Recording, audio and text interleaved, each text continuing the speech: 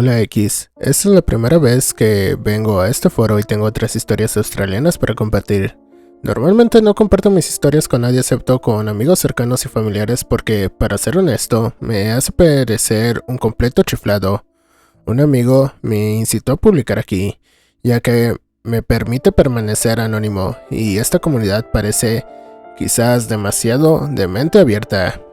Antes de comenzar con las historias, daré un poco de información sobre mí. Soy un chico de 29 años que vive en God's Cars, en Queensland, Australia. Para aquellos que puedan conocer el área, crecí en las afueras de Ransdowner, en una propiedad de 600 acres que ha pertenecido a mi familia desde que la zona fue colonizada por primera vez por los europeos.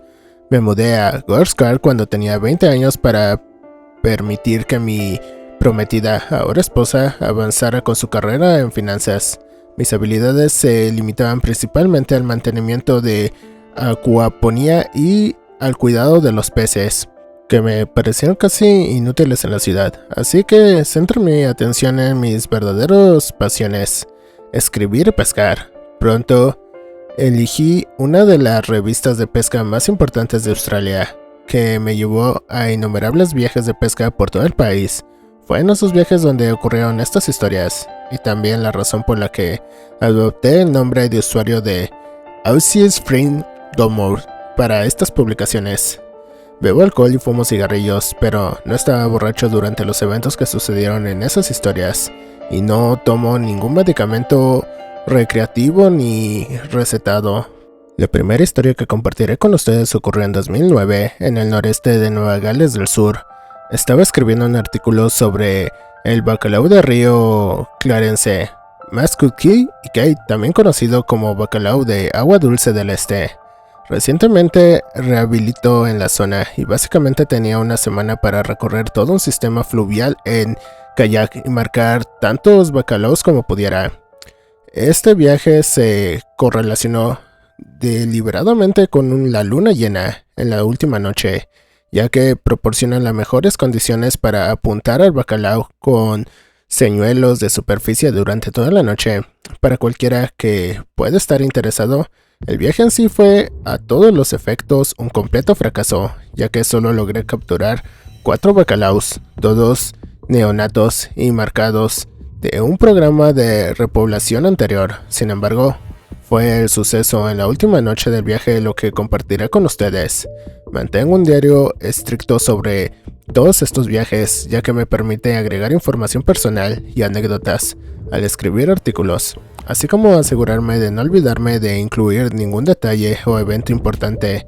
Esto es, palabras por palabras, pero solo incluyendo los detalles pertinentes. Una copia de lo que escribí en mi diario esa noche. Con un total de 8 lubinas, 2 tandas, una perca moteada y una anguila de anzuelo. Hoy fue otro día sin bacalao. Toda la zona de acampada sobre las cataratas estaba ocupada por una cabalgata de caravanas y me decidí por una pequeña parte de arbustos despejados debajo de las cataratas, pero lo suficientemente lejos para no correr peligro de inundación y para que el agua que se estrellaba no me mantuviera despierto. 3 zarapitos entraron al campamento poco después de que me instalara y les ofrecí un poco de perca cocida, pero no la quisieron ni siquiera después de que la arrojé fuera del alcance. Es extraño verlos en esta zona. La salida de la luna esta noche ocurrirá alrededor de la medianoche y haré todo lo posible para despertarlos, lanzando señuelos de superficie a cada remolino que pueda encontrar. Las condiciones siguen siendo agradables, pero frías, sin nubes de lluvia. El agua corre con bastante fuerza por las cataratas, pero la profundidad es significativamente menor que hace 4 meses. Esa fue la última anotación del viaje, ya que la mañana siguiente no tenía ganas de escribir los siguientes eventos. Una vez más, intentaré ser lo más conciso posible sin omitir detalles importantes. Me desperté con la alarma de mi reloj a las 11:30 p.m. sin preocupaciones y caminé un poco hasta la base de las cataratas. Todavía faltaba al menos media hora más para que saliera la luna, pero decidí hacer algunos lances exploratorios, principalmente para intentar calentarme, ya que la temperatura rondaba a los 4 grados centígrados. En el cuarto quinto lance, logré engancharme a algo cerca del otro lado del arroyo, en lugar de iluminar el arroyo con mi linterna y arruinar mis posibilidades de atrapar un pez en la siguiente media hora. Decidí esperar a que saliera la luna para poder ver dónde estaba atascado y recuperarlo a la mañana siguiente. Me senté, me fumé un cigarrillo e intenté mantenerme caliente. Consideré volver al campamento, pero sabía que esta era la última oportunidad decente de marcar algunos bacalaos, así que decidí sentarme allí y temblar hasta que saliera la luna. Lo que sucedió a continuación es un cliché clásico. Como ya era bastante tarde, el rugido de las cigarras no se escuchaba, pero los insectos, las ranas y otros animales nocturnos creaban una sinfonía mucho más tranquila, pero en mi opinión mucho más bonita, que llenaba el aire de la noche. Justo cuando los primeros rayos de luz de la salida de la luna habían llegado a las cataratas y iluminaban el arroyo, noté que los ruidos de la fauna eran inexistentes. El único sonido presente era el agua corriendo, y me quedé allí, sentado, con cierta curiosa desconfianza. Es una sensación difícil de explicar, una de las que algo simple se siente raro, pero no puedes averiguar qué es. Me sentí bastante asustado, y decidí que no valía la pena quedarse por un señuelo de $15, así que agarré mi caña y me dispuse a regresar al campamento. Eché una última mirada a las cataratas y fue entonces cuando lo vi. Había un objeto grande y delgado en la parte superior de las cataratas, iluminado por la luna. Definitivamente no estaba allí durante el día, y mi primer pensamiento es que era un árbol grande o un grupo enorme de ranas que habían sido arrastradas por el río durante la noche. Y luego se puso de pie. Esta cosa tenía entre 6 y 8 metros de altura. Era increíblemente delgada y tenía una forma muy parecida a la de un humano, con brazos mucho más largos que los que tiene un humano. No soy de ninguna manera un artista, pero he adjuntado una imagen aquí de cómo se veía la luz de la luna. Levantó lentamente sus brazos en el aire, como si estuviera alcanzando la luna misma, y fue entonces cuando noté 2 de las mismas criaturas paradas a su lado. No estoy seguro de si estuvieron allí todo el tiempo, que no me di cuenta porque estaba fijado en la del centro, o si aparecieron cuando levantó sus brazos. Las 3 cosas tuvieron sus brazos levantados en el aire durante unos segundos, antes de desaparecer por completo. Me tomó un segundo darme cuenta de que habían desaparecido porque su silueta contra la luz de la luna era tan fuerte que había dejado una huella en mi visión, similar a cuando miras el sol y ves manchas solares en tu visión durante unos segundos después. Esta siguiente parte fue, como mucho, el evento más desconcertante de la noche. Cualquiera que haya estado alguna vez en una tormenta eléctrica por la noche sabrá lo surrealista que es cuando un rayo ilumina el mundo que te rodea durante una fracción de segundo. Durante ese breve lapso de tiempo puedes ver todo con una luz blanca brillante, así como si un foco gigante se hubiera proyectado sobre ti.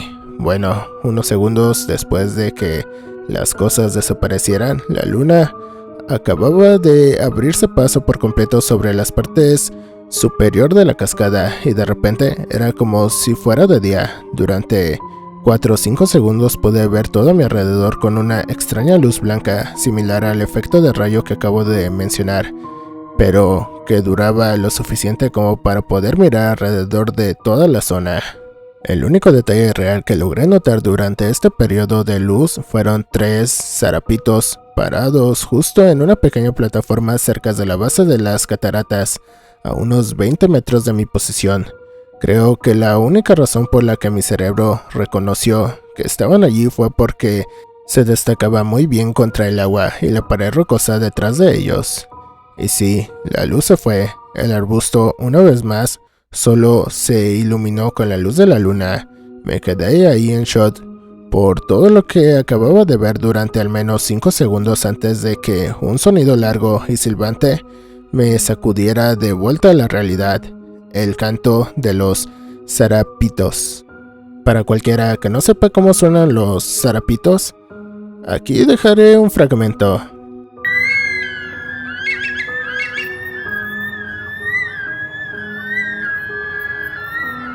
Es un llamado bastante espeluznante en el mejor de los casos, y dada la situación fue demasiado para mí. Dejé caer mi caña y corrí de regreso al campamento. Recogí todos los trozos de madera que pude encontrar en el área inmediata y encendí la fogata lo más grande que pude. Bueno, eso es básicamente todo por esta historia, no pasó nada más importante. Recuperé mi caña, pero no mi señuelo. A la mañana siguiente viajé arriba abajo y me recogieron en un 4x4 alrededor de las 11 AM, como estaba planeado previamente.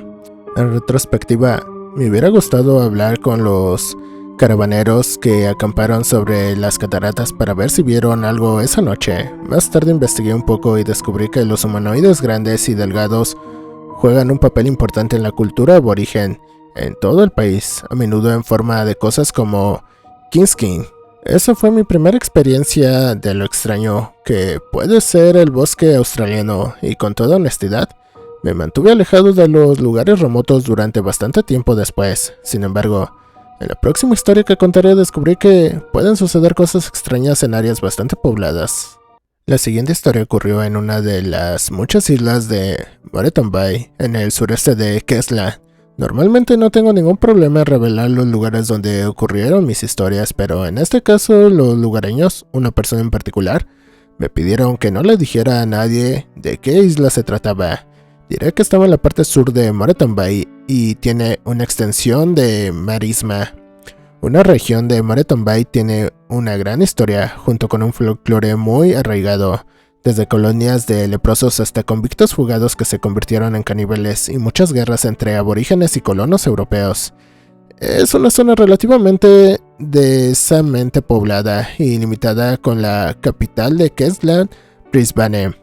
Estaba allí para sacar algunas fotos para un artículo sobre pesca con cebo en arrecifes costeros y poco profundos, y esperaba poder pescar con red una gran cantidad de peces carnada, como lucios, salmonetes, peces aguja y merlan, para sacar fotos de aparejos con cebo. Esta zona en particular me resulta una gran media desconocida, pero decidí que mi mejor apuesta para atrapar cebo sería centrarme en las marismas y las zonas de manglares durante la marea alta de las 10 p.m. Me estaba ayudando un hombre mayor que acababa de iniciar un negocio de alquiler de barcos en Moreton Bay y le había prometido darle publicidad gratuita en la revista si podíamos conseguir algunos buenos peces a la mañana siguiente. Nos dirigimos a las planicies alrededor de las 9 p.m. y comenzamos a caminar por las aguas turbias, ambos con una atarraya en la mano y un cigarrillo en la boca. Esto es bastante habitual en esta parte del mundo, ya que es la única forma segura de garantizar que los mosquitos y los jejejenes se mantengan bien alejados de tu cara. Ambos llevábamos linternas frontales de gran potencia, alrededor de 1000 luces, que solo encendíamos unos segundos antes de lanzar la red. De lo contrario, corremos el riesgo de asustar a los peces. El resto del tiempo estuvimos en oscuridad a 100 metros de la orilla del agua, hasta las rodillas. Tu mente te dice que cada roca que pisas es un pez, piedra, y cada trozo de raspón marino que toca tu pierna es un tiburón toro que ha venido a ver su red de alimentación. Así que es una descarga de adrenalina. De memoria nos fue bastante bien en la primera media hora y tuvimos unos 20 peces aguja y algunos lucios, ambos cebos perfectos para los pargos. Decidimos volver a la orilla para liar unos cuantos cigarrillos más y poner el pescado que habíamos capturado en una hielera en la parte trasera de mi camioneta. Ya casi habíamos llegado a unos 30 metros cuando mi amigo dijo: «Hay alguien en la camioneta». Miré hacia arriba y pude distinguir una sombra tenue de lo que parecía ser alguien agachado cerca de la parte trasera de mi camioneta. Esto no era del todo extraño, ya que hay una población permanente de unas 120 personas en la isla, pero el hecho de que estuviera husmeando en la oscuridad me hizo sospechar mucho. Mi amigo y yo Susurramos sobre qué hacer y decidimos que caminaríamos por el agua lo más silenciosamente posible hasta que estuviéramos a 10 metros de la camioneta. Luego la iluminamos con nuestros faros delanteros a máxima potencia y le preguntaríamos a esta persona exactamente qué creía que estaba haciendo, merodeando alrededor de nuestro coche a mitad de la noche. Siempre llevo una multiherramienta en el cinturón cuando voy a pescar, sobre todo para despachar peces y cortar sedal. En este caso se trata de el hombre de cuero, que tiene un cinturón del tamaño razonable incorporado, y aunque no tenía intención ni expectativa de utilizarla, llevarla conmigo me hizo sentir un poco mejor al frente de nuestro merodeador. Nos alejamos unos 10 metros de mi camioneta y le di una palmadita en el hombro a mi amigo para indicarle que lo hiciéramos. Se encendieron los dos faros delanteros, iluminamos por completo un área de 20 metros alrededor del vehículo. Lo que nos miraba era impactante. Este merodeador ciertamente no era humano, de pie sobre sus dos patas y de unos 130 centímetros de altura. Parecía estar cubierto de un denso pelo o de una espesa capa de barro. En un instante se volvió hacia nosotros, soltó un aullido muy similar al ruido que hace un perro con dolor, y se alejó hacia los manglares que bordeaban el este de la marisma. Sus movimientos no eran como los de una carrera o un paseo, parecía planear o flotar directamente hacia los manglares y desaparecer entre ellos tan pronto como alcanza la línea de los árboles. Como pude ver su rostro durante un fragmento de segundo, pero no parecía un simio, como suele ser el caso de las historias de Yowie y Pie Grande, sino más bien un perro, pero con menos hocico. Es bastante difícil de explicar y definitivamente demasiado difícil de dibujar para mí. Sus ojos eran muy reflectantes. Era casi como si la luz de nuestros faros hubiera golpeado dos pequeños espejos y se dirigieran hacia nosotros. Ambos quedamos, como es comprensible, bastante sorprendidos por el incidente y arrojamos nuestro equipo en la parte trasera de la camioneta y manejamos hacia la parte más iluminada de la isla, un pequeño parche de césped cerca del Pug.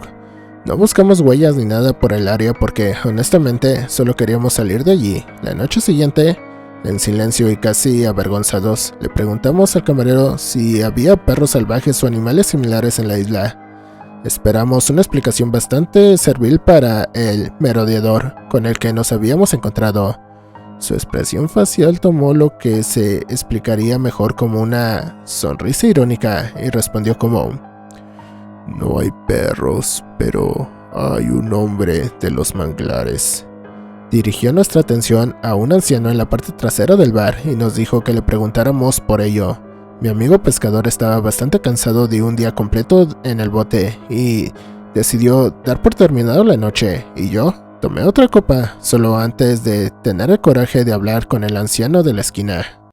La conversación que siguió fue una de las más interesantes que he tenido. La resumiré en pocos puntos. El merodeador que habíamos presenciado la noche anterior era un hombre de manglares, llamado Gurgurri por los grupos aborígenes locales. En el pasado estaba presente en toda la región de Moreton Bay, pero la destrucción de los manglares ha dado como resultado que ahora habiten solo 4 islas. Ellos, o algo muy similar, también viven en las regiones montañosas del continente. No estoy seguro de si estaba hablando de Yowies, como los conocemos en la cultura popular, de 6 a 10 pies de alto, o de criaturas más pequeñas como la que vi. No se sabe que daña a los humanos, pero aparentemente son bastante traviesos, y el que estaba cerca de mi camioneta probablemente estaba buscando peces o comida. Los aborígenes no los consideran un animal o un espíritu, sino algo intermedio. Son bien conocidos por muchos de los lugareños de la zona. Muchos los han visto, pero muchos solo creen que son folclore. El anciano con el que estaba hablando había desarrollado una especie de relación con los jujuries, a menudo dejándoles comida o juguetes, y su juguete favorito aparentemente eran pelotas de squash. Todo fue un gran shock para mí, el hecho de que estas cosas vivieran en áreas cercanas a la ciudad más grande de Kesland. Me pareció ridículo, pero no pude ignorar lo que vi. El negocio de alquiler de barcos de mi amigo va bastante bien estos días y trato de pescar con él al menos 3 o 4 veces al año, pero solo hemos hablado de esa noche una vez desde que sucedió. Nunca se lo ha contado a nadie por miedo a parecer loco, lo cual es totalmente comprensible. He vuelto a la isla muchas veces desde entonces, pero nunca he visto nada fuera de lo normal, y en mi último viaje a principios de 2014, me informaron de que el anciano con el que hablé había fallecido. Sinceramente, no puedo evitar sentirme increíblemente privilegiado de haber visto algo que no existe y que realmente cambió mi forma de ver muchas cosas en la vida. Esta es la última historia que tengo para contarles. Un amigo mío tiene una granja de anguilas al norte de Brisbane y siempre que tengo la oportunidad me gusta ayudarlo. La cría de anguilas no es un proceso particularmente difícil cuando se utiliza las tecnologías modernas, pero es imposible criarlas en cautiverio. Su ciclo de vida es realmente asombroso. Todas las especies de anguilas de agua dulce de Australia migran decenas de miles de kilómetros hasta el mar de coral para reproducirse, y luego sus huevos y larvas flotan de regreso a Australia continental en las corrientes oceánicas. Esto significa que todas las anguilas de cultivo se capturan como stock salvaje, generalmente recolectadas en una forma larvárica en sofisticadas trampas para anguilas. Sin embargo, mi amigo también ofrece un servicio de extracción de anguilas, en las que retiran anguilas maduras de un cuerpo de agua por una tarifa. Normalmente lo hacen en campos de golf o parques municipales, pero ocasionalmente lo hacen para represas agrícolas de propiedad privada que buscan eliminar las anguilas para almacenar más especies de peces comestibles, que es donde comienza esta historia. Estábamos colocando trampas para anguilas en una propiedad ubicada en Valle de Nutsbriban, al sureste de Queensland. Esta se considera en gran medida el límite geográfico más occidental de las anguilas de agua dulce en la región, ya que rara vez encuentras una manera de cruzar la gran cordillera divisora que corre por las costas de Australia. Esto generalmente significa que las anguilas individuales son pocas y distantes entre sí en esta área, pero si las condiciones son adecuadas pueden obtener enormes poblaciones de anguilas muy grandes en áreas muy pequeñas. Estas pequeñas áreas son generalmente represas agrícolas, la mayoría en miniatura, que se construyen para suministrar agua para procesos agrícolas a pequeña escala, debido a la gran cantidad de nutrientes presentes en los afluentes agrícolas. A menudo se produce un gran crecimiento de algas, lo que da lugar a poblaciones de peces herbívoros y finalmente de peces carnívoros, y en la mayoría de los casos estos carnívoros son anguilas. La propiedad en la que estábamos estaba en una zona absolutamente impresionante. Escalaba en un valle escondido entre algunas de las muchas cimas de colinas sin nombre de la zona, con un arroyo que la atraviesa por el medio. Estábamos acampando en las cabañas al borde de la presa de la granja y hacía un frío terrible por la noche, que a menudo bajaba hasta los 10 grados. No son las condiciones más hospitalarias, pero son excelentes para atrapar anguilas, ya que las fuentes de alimentación son mucho más escasas en invierno que en los meses más cálidos. He adjuntado un mapa de lodo de esta publicación, donde el verde representa la línea de árboles en la base de las colinas. El marrón es un terreno relativamente plano con pasto y algunos eucaliptos. El azul más oscuro es la presa de la granja. El azul más claro es el arroyo que la alimenta, y la X roja es donde estábamos acampando. El arroyo en sí tiene unos 15 metros de ancho en su punto más ancho, pero más de 2,5 en algunas secciones, lo que es una profundidad considerable para los cursos de agua de esta zona. Habíamos colocado las trampas para anguilas en la presa a última hora de la tarde. Cocinamos algo de cenar en el fuego después del anochecer y nos quedamos dormidos alrededor de las 9 p.m. Me desperté alrededor de la 1 de la madrugada para responder a una llamada de la naturaleza. Me vestí al alzar mi botín y me tambaleé hacia el aire helado de la noche. Caminé unos 50 metros desde el campamento hasta un árbol de eucalipto. Terminé lo que tenía que hacer y justo cuando estaba a punto de caminar de regreso, parecía que toda la cima de la colina más cercana estaba iluminada con una increíble luz azul. Parecía casi arremolinarse alrededor de esta colina como una niebla que se mueve rápidamente, pero no parecía producirse desde ningún lugar en particular, ni estaba realmente iluminando nada en particular. Suena gracioso, pero simplemente estaba allí. Me quedé ahí durante al menos 2 minutos mirándola simplemente sentada cerca de la cima de la colina antes, casi hipnotizado por ella, antes de que lentamente se desvaneciera y fuera como si nunca hubiera estado allí. Me quedé bastante perplejo por esto, y en el fondo de mi mente estaba pensando en la extraña luz que vi en la base de las cataratas en el norte de Nueva Gales del Sur, la primera historia que conté. Y la verdad, sea dicha, me sentía muy asustado. Cuando regresé al campamento, mi amigo estaba completamente despierto, sentado en su saco de dormir, desabrochado.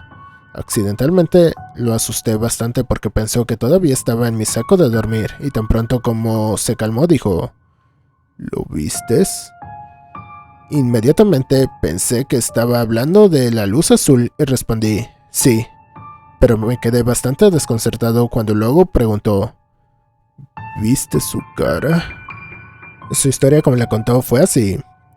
Se despertó por alguna perturbación, que probablemente fue cuando me quité el squash, y se quedó allí, tendido, durante 1 minuto o 2 antes de decidir que él también necesitaba responder a un llamado de la naturaleza. Justo cuando se había bajado la cremallera del saco de dormir, se había sentado, vio a alguien al otro lado de la presa.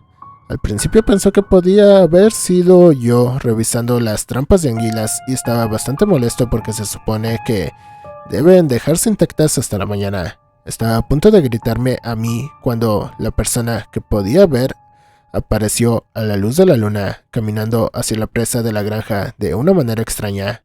Dijo que parecía sacar el pecho con cada paso en un movimiento similar a un pulso. Se agacharon en el borde y tiraron de las trampas para anguilas con la cuerda. Luego recogieron la trampa y comenzaron a caminar de regreso hacia el arroyo, alejándose de la presa. En ese momento empezó a pensar que alguien que había viajado por el arroyo y estaba tratando de robarle las anguilas y trampas, así que les gritó a todo pulmón que, y cito: ¿soltarán esa mierda? En una fracción de segundo, la persona soltó la trampa, se puso de rodillas y se giró directamente hacia mi amigo en un movimiento como el de un lagarto, y el efecto que tuvo en él fue increíble. Dice que era casi como si la cara de esta cosa fuera telescópica y saltara hacia él desde el otro lado de la presa. Mi amigo en este punto de la historia estaba empezando a sollozar y le estaba diciendo que dejara de hablar y se calmara un poco, pero continuó con la historia de todos modos. Parecía estar en estado de shock grave. Estaba literalmente congelado de miedo cuando la cara saltó hacia él y la criatura luego se giró hacia el arroyo, donde describió sus movimientos como similares a los de un cocodrilo entrando al agua. Algunas notas interesantes. De nuevo, no soy un artista, pero he intentado dibujar la cara como él explicó. Ver imagen adjunta. No estoy seguro de si las líneas rojas sobre la cara son bigotes o otra estructura facial. Y de memoria, él tampoco estaba seguro. Nunca lo escuché gritarle a la criatura a pesar de que estaba solo a 50 metros del campamento. Creo que es una evaluación justa de que las luces que vi y la criatura que vio mi amigo estaban conectadas de alguna manera. Era luna nueva esa noche, por lo que era imposible que la criatura estuviera iluminada por la luz de la luna como explicó mi amigo. La única explicación que se me ocurre es que las luces que vi la iluminaron de alguna manera. Al amanecer, la trampa para anguilas estaba fuera del agua, con el suelo entre la presa de la granja y el arroyo, pero no encontré huellas ni marcas a su alrededor, a pesar de que el suelo era una arcilla blanda para mí. Personalmente, esto le da credibilidad a la historia de mi amigo, porque si movió la trampa o fingió estar muy sorprendido para inventar una historia aterradora que contarme, entonces sus huellas sin duda estarían cerca de la trampa. Me senté con él el resto de la noche y se calmó un poco y nos fuimos aproximadamente 1 hora después del amanecer.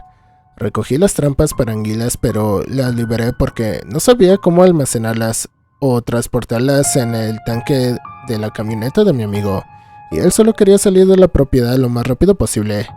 No le conté sobre las luces que vi y nunca me preguntó por qué. Respondí sí. Al principio pregunta si no vio la criatura, todavía algo, y recojo anguilas con él de vez en cuando, pero no habla en absoluto sobre lo que sucedió esa noche. Hablé con una tía aborigen, una anciana, cuya familia ha vivido en la zona durante literalmente miles de años y básicamente me dijo: Sí, oye. Con total indiferencia, como si lo que yo experimentaba fuera algo cotidiano. No quise presionarla demasiado para que me diera información, pero básicamente son similares a los Jujuris, a los de la tribu llama Hooligans, en el sentido de que son híbridos animal-espíritu. Sin embargo, estos Bunjins son mucho más malévolos y, si se les da la oportunidad, te arrastrarán al agua y a un mundo espiritual donde viven. Tal vez sea mejor tomarlo con pinzas, pero de todos modos es muy interesante. Bueno, X, son mis historias. Como dije al principio, no espero que las creas. La mayoría de la gente no lo hace, sin embargo, espero que las hayas disfrutado y, si tienes alguna pregunta, no dudes en preguntar. Tengo un par de anécdotas más que han sucedido a lo largo de los años y que podría escribir esta noche o en otro momento. Por último, me gustaría disculparme por los errores dramáticos y ortográficos. He comprobado 2 veces, pero es probable que se me hayan escapado un par. También me gustaría disculparme por la ortografía de las palabras aborígenes. Básicamente la escribí fonéticamente, ya que nunca las he visto escritas. ¿Qué tal? Recuerda que siempre dejo el link abajo en la descripción para que cheques la historia original. Si te gustó la historia que acabas de escuchar, dale click aquí en suscribir. Si quieres ver otras opciones antes de tomar esta importante decisión, aquí dejo una lista de reproducción. Gracias.